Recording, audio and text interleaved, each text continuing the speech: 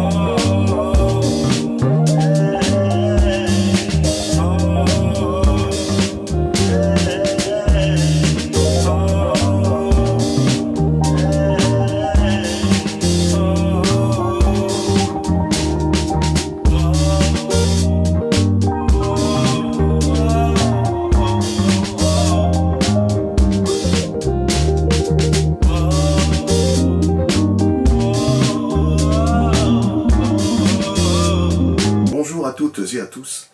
Bonjour les amis, j'espère que vous allez bien. Bienvenue pour cette nouvelle vidéo donc consacrée à mes achats vinyles. Et cette fois-ci, j'avais un budget un peu plus conséquent que d'habitude, puisque la dernière fois, il me semble que j'avais 40 ou 50 euros. Et là, je disposais donc de 90 euros. Et sur ma petite liste, eh bien, j'avais noté du Creedence, du Thin Lizzy, du AC/DC, du Deep Purple, du Blackfoot aussi, et quelques autres albums. Vous l'avez vu, aucun achat, et pour la simple et bonne raison qu'en fait, il y a 4 albums que j'ai achetés chez le même vendeur. Et en fait, quand je suis arrivé, je lui ai montré ma petite liste, il m'a dit j'en ai acheté 4. Et je lui ai laissé 70 euros, mes amis. Voilà, et ensuite, sur un autre stand, j'en ai acheté 3. Tout de suite commencer donc par la présentation de mes achats de cette bourse. Le premier album que je vais vous présenter, voilà, Manfred Mann Airband. Donc, le vinyle Chance, ou Chance, je ne sais pas comment on dit en anglais. C'est donc un album, un pressage suisse. Un pressage suisse. J'ai bien regardé sur Discord.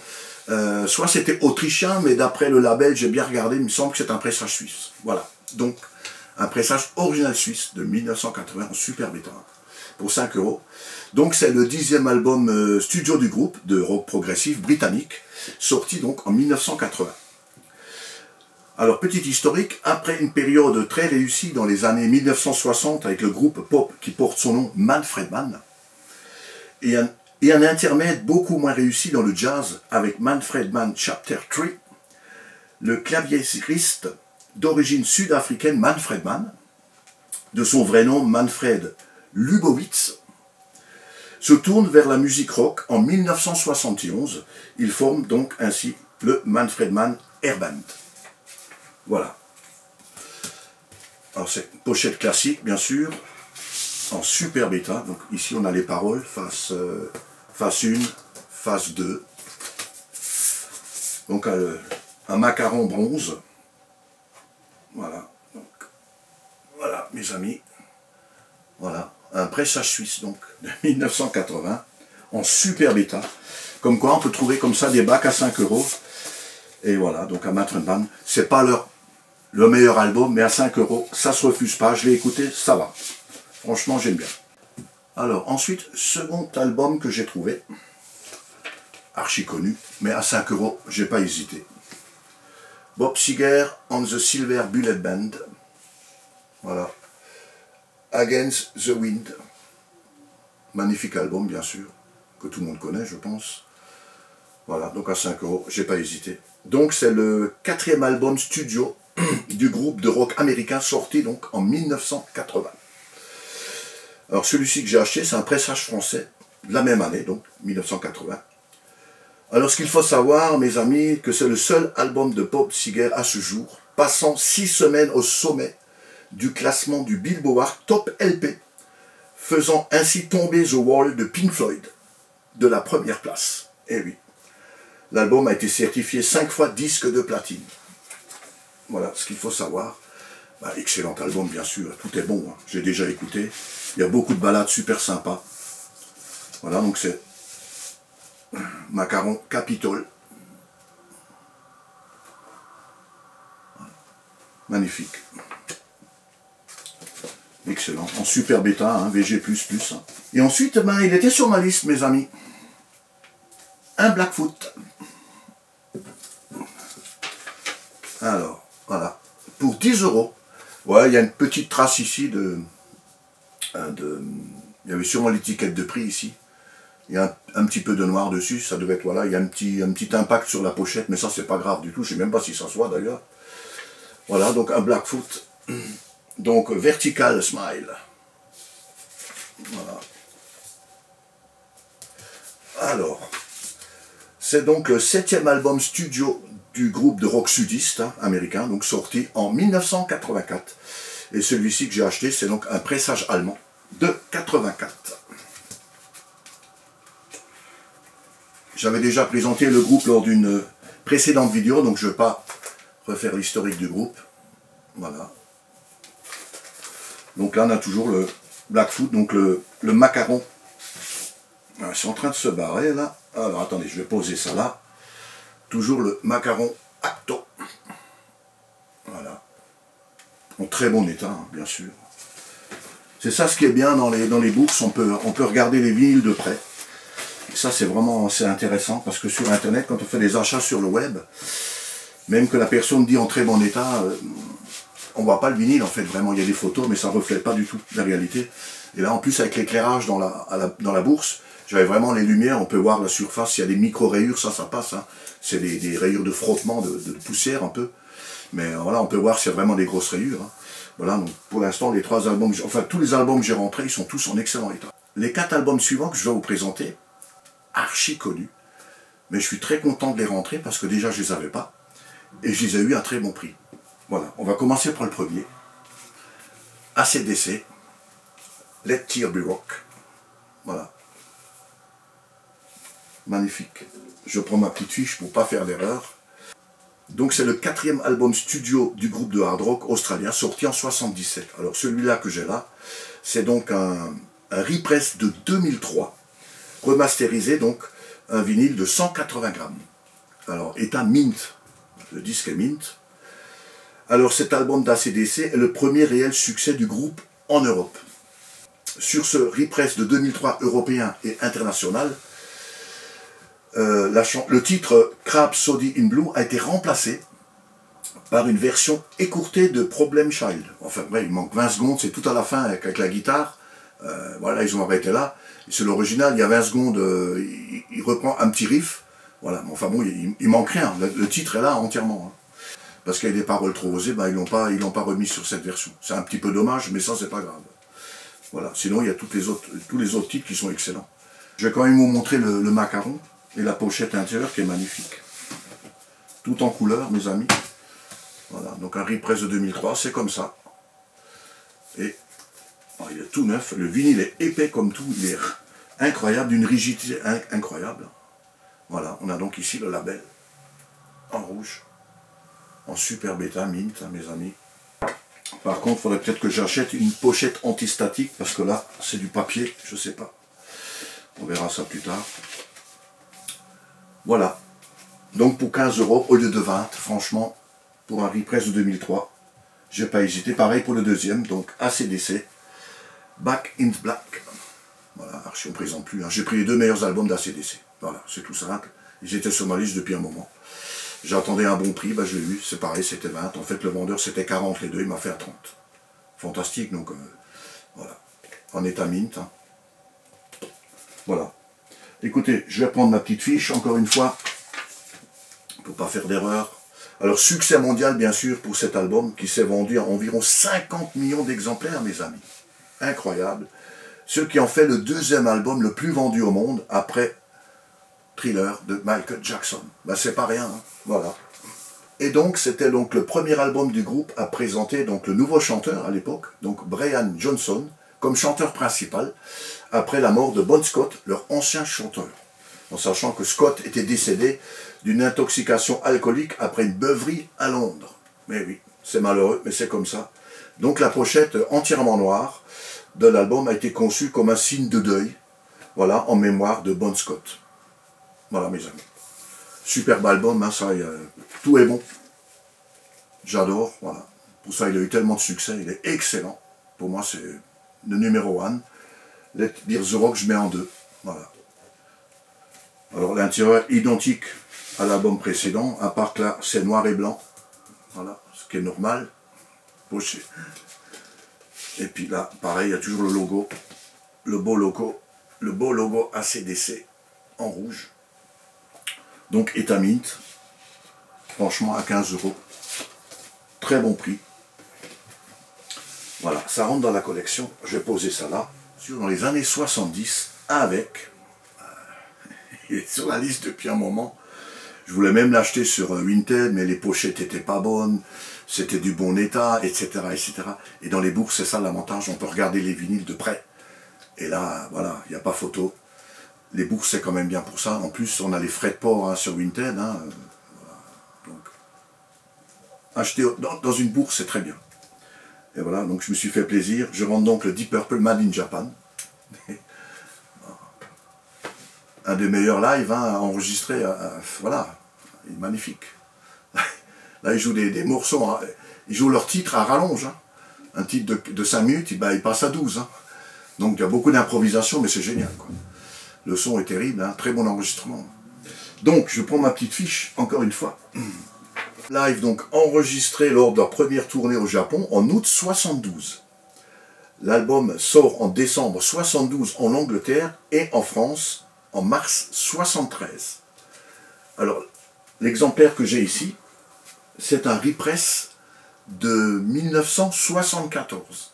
Il est identique à la version 73. Donc, écoutez, il a quand même plus de 50 ans cet album. Voilà, donc pressage français, oui, c'est ça. J'en sors juste un. Ah oui, bien sûr. Pochette ouvrante, hein, quand même, voilà. Mais archi connu, hein. Voilà. Donc là, on a bien le label Purple, label violet. Voilà. Je sors juste le premier, hein. Ils sont super bêta les deux. Hein. C'est du VG++, là. Voilà. Donc celui-là m'a coûté 20 € les amis. Bon, écoutez, pour un repress de 74, 20 €, je pense que c'est un très bon prix. Moi, je suis super content d'avoir trouvé ça dans une bourse. Je m'y attendais pas du tout. C'est carrément un improbable, pour moi. Donc je suis heureux de vous annoncer que j'ai rentré le Deep Purple Machine Head, le pressage US de 1972, le macaron Warner Bros. Oui, c'est fantastique. Avec la petite affichette, avec les paroles. Incroyable. Pour 20 €. Regardez-moi ça. Regardez-moi ça. Alors ça, c'était ma plus belle pièce de ma collection en fait. Voilà, il y a les paroles, c'est bien collé ici. C'est pas déchiré. Il faut savoir que la Warner Bros, quand ils ont sorti cet album en 72, certains n'avaient pas l'affiche avec les paroles. Hein. C'était pas sur tous les vinyles. Et il est en super bêta. Hein. Bon, il a un petit peu ici, mais je sais pas, et franchement, vous vous rendez compte là, il a 52 ans l'album, ça c'est fantastique quoi. Et je vous dis pas le vinyle. Alors, la pochette est un peu jaunie, enfin la pochette papier, regardez, elle est d'origine. Hein. Et le disque est en super bêta. Hein. C'est... eh oui, c'est le Warner Bros. Macaron vert les amis. L'original de 72. Voilà. Franchement, c'est magnifique. Hein. En plus, en super bêta, quoi. Je l'ai déjà écouté. Hein. Wow. Ah bah écoutez, qu'est-ce que vous voulez que je vous dise? On trouve les versions européennes, les versions allemandes, hollandaises, anglaises même. Là, franchement, c'est un album qui était aux USA, donc en 72, ben, 52 ans après, ben, il a atterri à Cernay, quoi. Et je trouve... Non, magnifique, je suis super content, je cherchais le Machine Head, mais je ne cherchais pas vraiment celui-là. Voilà. Voilà, le gars, bon, je n'ai pas négocié le prix, hein. Je vois le label vert, enfin le macaron vert, Warner Bros. Je dis, putain, c'est dingue. Je lui fais un original, il me dit oui. Attendez, je regarde la qualité du je regarde le disque, je dis, mais il est en super état. Oui, il est en super état, ouais, aucun souci, monsieur. Waouh. Bon, bah écoutez, je vous le prends. Hein. Donc c'est le 6e album studio du groupe de hard rock anglais sorti en 72. Donc petite anecdote pour finir cette présentation de cet album. Donc c'est ce que j'ai trouvé sur internet. Hein. Donc cette fois, Deep Purple voulait consacrer du temps à l'enregistrement d'un album loin de l'environnement typique du studio, en espérant que cela donnerait un son plus proche de leur concert. Ils ont embauché le studio mobile des Rolling Stones pour l'enregistrement et ont réservé le casino de Montreux comme salle. Mais lors d'un concert de Frank Zappa, juste avant les sessions d'enregistrement, le casino a entièrement brûlé après qu'un membre du public a tiré une fusée éclairante. Après une semaine de recherche d'un lieu alternatif, y compris une séance dans un théâtre voisin, qui a été abandonné en raison des plaintes liées au bruit, le groupe a réussi à réserver le Grand Hôtel, fermé pour l'hiver et à le transformer en une salle de concert adaptée à l'enregistrement. Voilà. Ces événements, en particulier l'incendie du casino, ont inspiré la chanson Smoke in the Water. Voilà. Alors on peut terminer par Machine Head est devenu l'album le plus réussi commercialement de Deep Purple, en tête des charts dans plusieurs pays, dans le Royaume-Uni, influent dans le développement du heavy metal, hard rock, hein, heavy metal, bon. Il continue d'être perçu favorablement par les critiques musicaux. Il a été réédité à plusieurs reprises, des rééditions, il y en a eu plein.